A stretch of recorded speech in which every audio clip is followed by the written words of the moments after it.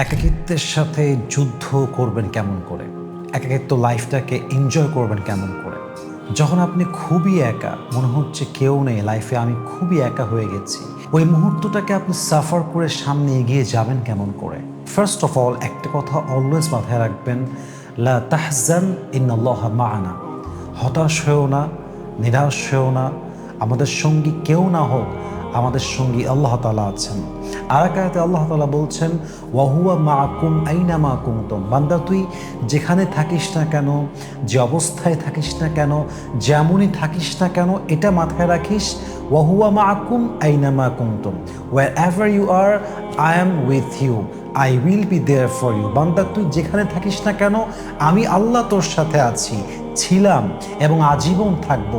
This is the motivation, যে আল্লাহ আমার সাথে আছে, আল্লাহ আমার সঙ্গে ছিল, আল্লাহ আমার সঙ্গে থাকবে। এটাকে পরিপূর্ণ ভেতরে বিলিফ সিস্টেমে কাজ করান যে আল্লাহ আমার সাথে আছে।